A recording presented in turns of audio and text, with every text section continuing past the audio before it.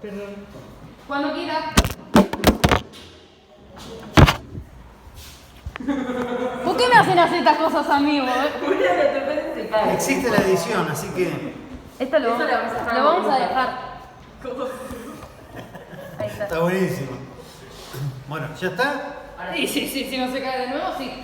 Bien, no sé. Bueno. Nombre, presentación. Bien. Mi nombre es Pablo, trabajo como profesor acá en Colegio San Felipe Neri. Y bueno, ¿qué me quieren preguntar? No te pregunto. ¿Qué fue lo primero que pensaste cuando se habló de la suspensión de las clases presenciales por la pandemia?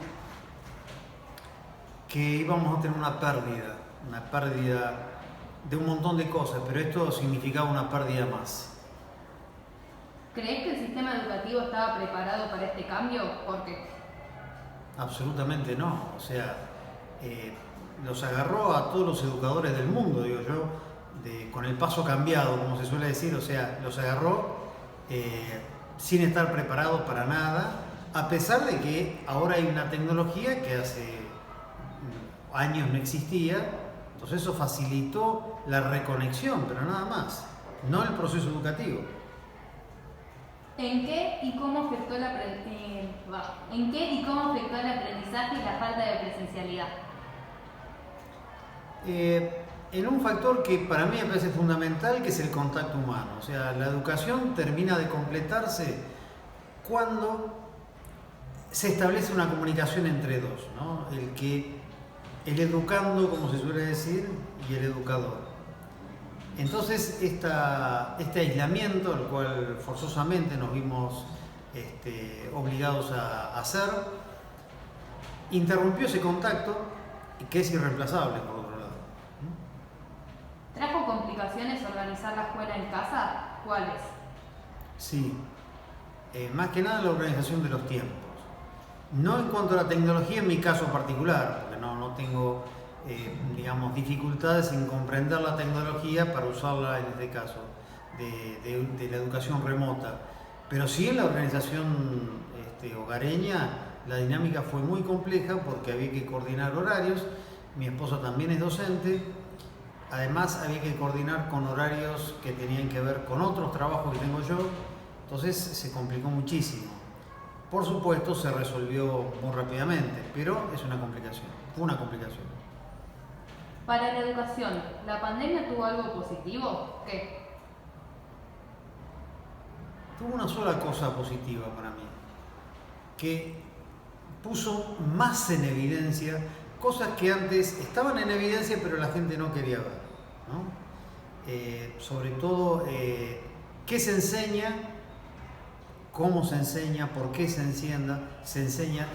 Volvió a replantear, a repreguntar todas estas cosas. ¿Qué tan importante es el contacto docente-alumno? ¿Se logró mantener esto en la cuarentena, según tu experiencia? El contacto es imprescindible, o sea, no se puede educar sin un contacto docente-alumno, no hay forma, bajo mi punto de vista y mi experiencia, ¿no? Se puso un parche, se trató de restablecer un contacto a través de un embudo digital, pero siempre que el contacto sea mediado por la tecnología hay una distorsión. ¿Qué sentiste o pensaste cuando dijeron que volvían a abrir las escuelas? Me alegré de reencontrarme con mis alumnos y con mis colegas, fundamentalmente con mis alumnos, y pensé que, bueno, podíamos de alguna forma empezar a compensar todo aquello que después de un año y pico no pudimos hacer remotamente. Pero el sentimiento fue la alegría. ¿Cómo crees que va a seguir la educación luego de haber pasado una situación tan crítica como esta? Cualquier esperanzado diría que esto nos ha enseñado cosas, que a partir de acá vamos a tener una educación mejor. Yo creo que no. O sea, primero el daño que hizo esta pandemia en la educación fue grande. Y es un daño que va a llevar no menos de 10 o 12 años reparar, no menos de eso. En segundo lugar, si los que tienen que tomar decisiones no toman nota de lo que pasó y lo que expuso esta pandemia, la educación no va a ir mejor, sino va a ir peor. En educación no se puede pensar en que vamos a estar como siempre. No, si estamos como siempre estamos peor. ¿El concepto de la escuela es el mismo que tenías antes de la pandemia? ¿Por qué? El concepto esencial sí. O sea, la escuela como una institución que intenta educar, intenta. Esta pandemia puso, como ya les dije, en relevancia el hecho de, bueno, reformular algunas preguntas, porque ahora ya no podemos pensar, ¿y qué hubiese pasado si nos quedamos cada uno en sus casas? Entonces el educador podía darles las clases de forma remota. Bueno, eso sucedió improvisadamente, mal, y expuso una situación de desigualdad terrible entre los que se pudieron conectar y los que jamás se pudieron conectar. Bueno, hay que tomar nota de eso, ¿no? Entonces la escuela sigue siendo la misma, pero debería ser una escuela mejor a partir de lo aprendido. ¿Qué fue lo más importante que aprendiste de este periodo?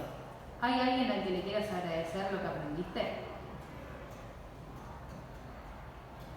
Me cuesta decir que aprendí algo, mejor dicho, me interesa decir que perdí algo, ¿no? Todos perdieron familiares, yo perdí amigos, pero a nivel educativo, que es lo que estamos hablando, lo que se perdió fundamentalmente es algo irreparable, que fue ese contacto entre docente y alumno. Si aprendí algo, didácticamente o tecnológicamente no. Sí aprendí a que se puede establecer un contacto tratando de poner un parche, ¿no? Y eso se lo quiero agradecer fundamentalmente a los que estaban del otro lado, que eran los alumnos, y que fueron los que, a pesar de este aislamiento, se pusieron algunos de ellos al hombro su propia educación y me enseñaron que uno puede también ser parte de ese proceso educativo como protagonista y no como un mero espectador. Así que si hay alguien para agradecer en esta pandemia, son ellos. Sí, total. Perfecto. Adiós. Gracias. Gracias.